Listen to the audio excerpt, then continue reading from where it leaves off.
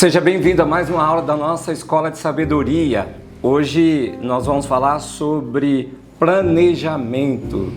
Você sabe o que significa planejamento? O que é se planejar? Tudo isso nós vamos falar durante esse tempo. Será uma série desenvolvida a partir de hoje. E para me ajudar nessa nova série que nós estamos iniciando, está aqui a Maria Eduarda e o Miguel. Maria Eduarda, geralmente nós chamamos ela de Duda, mais conhecida como a Duda. Sejam bem-vindos. Obrigada. A Maria Eduarda e o Miguel, eles desenvolvem ministério nossa igreja, área da mídia. Uhum. E o que mais? Você, Ministério Infantil, né? Participa do Ministério de Jovens da igreja, né? É engraçado que os jovens geralmente vão para a área da música, que vocês também estão estudando. Uhum. Você está estudando o quê? Eu estudo bateria. E você, Miguel? Guitarra. Guitarra, que legal. Então são duas coisas que geralmente hoje os jovens eles vão. Antigamente só iam para a área da música, principalmente bateria, por causa do som, né? Chama muito a atenção. Então a maioria dos adolescentes, jovens, queriam ir aprender tocar bateria. E hoje em dia, com o avanço da tecnologia, os jovens vão, os adolescentes também, para a área da mídia, né, da igreja, né, que chama mais atenção. Chama. Muito legal esse da mídia. Né? Então tá bom. Você está no projetor da igreja? Eu tô no projetor, aí no programa jovem eu fico nas câmeras junto com a Esther. E eu fico na fotografia às vezes dia de quarta. Dia de quarta-feira. E você, Miguel? Na projeção. Só na projeção? Só na projeção. Por enquanto? Que é a única coisa que você quer por enquanto? Tá bom, né? Então tá bom. Vamos começar a nossa aula de hoje? Vamos. Vocês estão preparados para me ajudarem? Sim. Então tá bom. Vamos lá? Qual o significado, Maria Eduarda, da palavra planejamento? A palavra planejamento tem origem no latim planos, que significa plano ou nivelado. Essa palavra foi adaptada para o português e evoluiu para o verbo planejar, que por sua vez resultou no substantivo planejamento, que se refere ao ato ou efeito de planejar. Legal, nós vamos falar daqui a pouco mais sobre isso, mas vamos para o nosso texto bíblico. A nossa aula tem sempre uma referência bíblica para a gente entender. Miguel, em Lucas capítulo 14, versículo 28 ao 32. Qual de vocês, se quiser construir uma torre, primeiro não se assenta e calcula o preço, para ver se tem dinheiro suficiente para completá-la? Pois se lançar o alicerce e não for capaz de terminá-la, todos os que a virem não rirão dele, dizendo, este homem começou a construir e não foi capaz de terminar. Ou qual é o rei que, pretendendo sair à guerra contra outro rei, primeiro não se assenta e pensa se com 10.000 homens é capaz de enfrentar aquele que vem contra ele com 20.000. Se não for capaz, enviará uma delegação, enquanto o outro ainda está longe e pedirá um acordo de paz. Olha que coisa interessante, né? Planejamento. E aí o texto bíblico, o próprio Jesus fala sobre planejamento. É engraçado que nos nossos dias, as pessoas elas não querem muito, elas não se importam muito em planejar ou se planejar. Geralmente elas querem viver coisas que os outros estão vivendo e elas acham que é do nada. Tudo que as pessoas estão fazendo é do nada, né? Mas algumas pessoas se planejaram para realizar algo, para fazer aquilo. E é isso que a gente precisa entender. E você tem uma pequena loja? Tenho. Virtual? Uhum. Online. Uhum. Virtual online. Né? E talvez você faz uns pequenos planejamentos. Os planejamentos de repor. Você vende o que mesmo? Vendo maquiagem e acessórios. Maquiagem e acessórios. Já fica aí uma dica, né? Uma propaganda.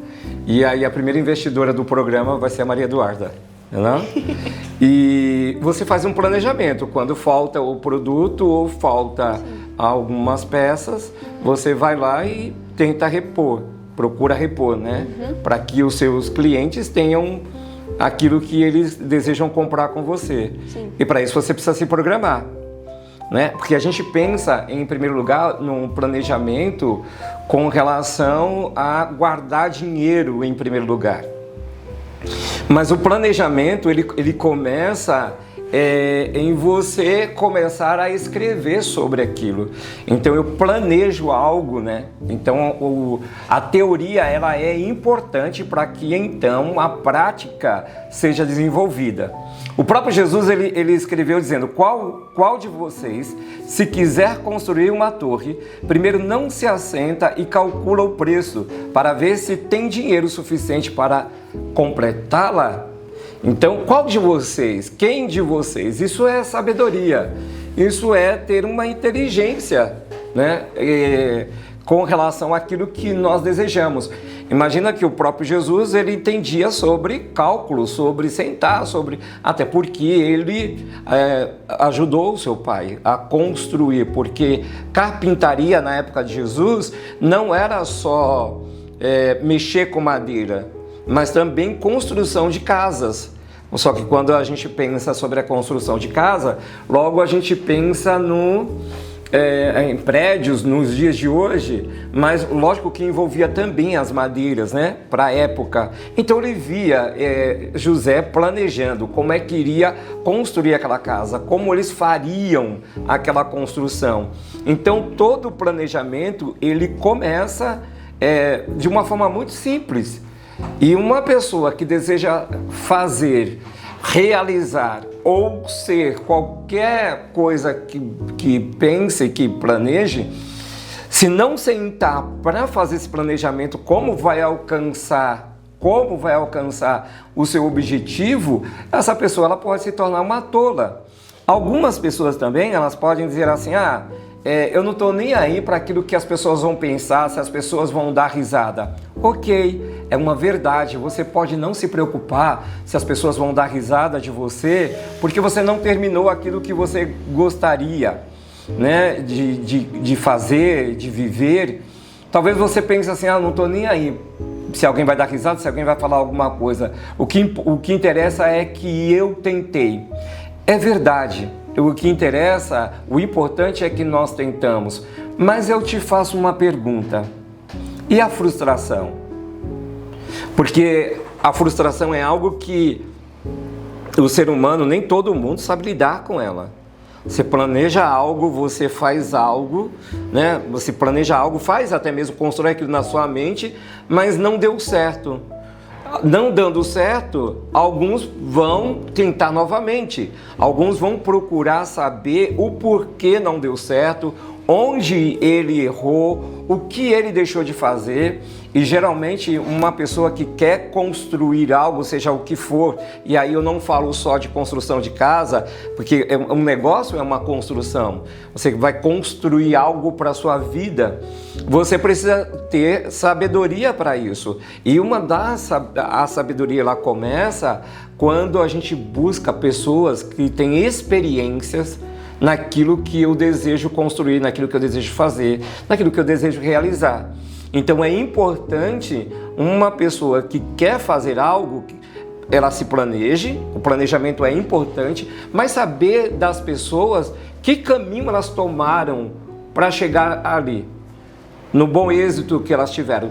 Talvez o projeto, os sonhos sejam diferentes, mas o caminho é o mesmo. Se é uma viagem, um exemplo, fez uma viagem para os Estados Unidos ou para a Índia, eu quero fazer para o Japão, mas tudo não é viagem, né? Então eu preciso entender que tudo é viagem e que tudo depende de finanças, tudo depende de um planejamento para que então eu seja bem sucedido naquilo que eu quero fazer. Então o próprio Jesus ele fala sobre isso, e isso é ser inteligente, isso é ser sábio. O touro não, o touro sai, não está nem aí, não está nem um pouco preocupado com o que vai acontecer.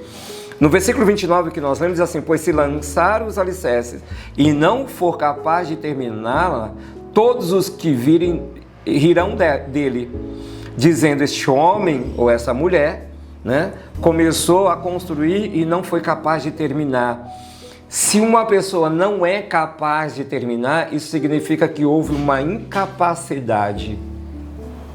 E às vezes a incapacidade, ela não começa nas suas habilidades. A incapacidade, ela pode começar na mente. A capacidade, ela pode começar na mente, e a incapacidade também pode começar na mente. Quando alguém acha que eu não preciso me aconselhar com ninguém, eu não preciso verificar se vai dar certo ou não, eu não preciso, eu vou fazer, eu vou meter os pés pelas mãos, vou fazer, se deu certo, deu, se não deu, pelo menos eu tentei. Aí eu volto a falar novamente, frustração. Maria Eduarda, em Mateus capítulo 22, versículo 2, tem uma fala também de Jesus. Você pode ler? Claro. Jesus respondeu: vocês estão enganados porque não conhecem as Escrituras nem o poder de Deus. Quando Jesus ele falou assim para alguns líderes dessa época, homens, ele disse: vocês estão enganados, equivocados. Vocês não entendem, não sabem o que vocês estão falando. Equivocados. E olha que eram pessoas que tinham conhecimento. Conhecer é uma coisa. Saber é uma outra coisa completamente diferente. Eu posso conhecer vocês e não saber nada sobre vocês. Eu conheço uma casa, eu conheço um prédio, eu conheço um edifício, mas eu não sei como se faz aquilo, como é que se projeta aquilo. Então, quando eu conheço, mas eu não sei como aquilo pode ser feito, me falta entendimento, sabedoria sobre algo. O que eu tenho que fazer? Buscar. Jesus disse: vocês estão enganados por não conhecerem as Escrituras, né? Palavra de Deus, entendimento de fato. Eles conheciam. Vocês não conhecem, mas não é esse aqui conhecer, porque eles conheciam. Vocês não sabem do que vocês estão falando. Vocês conhecem a letra, vocês conhecem a escrita, mas não conhecem as Escrituras de verdade. Vocês não se aprofundaram nela, não buscaram entender, não buscaram saber de fato. E tão pouco poder de Deus que se manifesta em nós e através de nós. O que leva uma pessoa a não querer fazer um planejamento? Às vezes, o que você acha? Vou perguntar para vocês então. O que vocês acham que leva uma pessoa a não fazer um planejamento? Preguiça. A preguiça. Eu ia responder isso. Eu ia falar isso. A preguiça, né? E a Bíblia diz assim: vai ter com a formiga, ó preguiçoso. Porque a formiga, ela trabalha, abastece o seu ambiente, para que num dia do frio, num dia que elas não podem trabalhar, elas tenham um alimento ali. Elas são sábias, né? O que impede uma pessoa a sentar e avaliar o que precisa fazer e como deve ser feito? A preguiça e muitas vezes a falta de interesse. Ela quer ser igual àquela pessoa que ela viu em uma rede social, ela quer ter aquilo que as pessoas estão tendo, mas elas não querem fazer o mesmo caminho que aquelas pessoas estão fazendo. Uma coisa é quando num teatro. Vocês já foram num teatro? Não. Então, uma coisa é quando as luzes se acendem. Outra coisa é quando as luzes se acendem e as cortinas se abrem. E então aquele ator ou atriz ou a equipe que vem encenar aquilo, é tudo muito lindo, aplausos. Mas ninguém sabe o tanto que eles ensaiaram, o quanto eles tiveram que decorar, se dedicar para fazer aquilo. Uma coisa é você ir ao teatro à noite quando vai ter um espetáculo. Uma outra coisa é quando você vai e tem esse teatro que não tem espetáculo, que é durante o dia, ele é completamente diferente. Então, muitas vezes as pessoas elas querem ter aquele momento das luzes, quando a cortina se abre. Elas não querem ter aquele dia em que é o dia de ensaio, é o dia de planejamento, de como vai ser feito. Vocês sabiam que a pior tragédia na vida de uma pessoa não é ter realizado nada, mas não ter se esforçado para realizar? Vocês sabiam disso? Já ouviram isso em algum lugar? Acho que minha mãe já falou isso pra mim. Já? É a pior tragédia. É quando uma pessoa ela não é que ela não saiba como fazer, é quando ela não deseja, ela não quer, ela não se esforça para realizar aquilo que ela tanto deseja, porque exige um esforço. É que eu acho também que as pessoas, elas querem tudo muito fácil. Tipo, elas vê, igual você falou da internet, as pessoas vê a vida daquela pessoa na internet, aquela casona maravilhosa, mas não sabe o esforço que aquela pessoa fez pra ter aquela casa. Ou às vezes aquilo é alugado para aquelas filmagens. Então, mas eles querem, eu acho que as pessoas querem tudo muito fácil. Aí igual falou da preguiça, gente, muito preguiça. Pois é. E nós encerramos essa aula de hoje. Eles vão continuar comigo nas próximas aulas, mas eu quero repetir essa frase que diz: a pior tragédia inicialmente na vida de uma pessoa não é ter realizado nada, mas não ter se esforçado o interesse para realizar.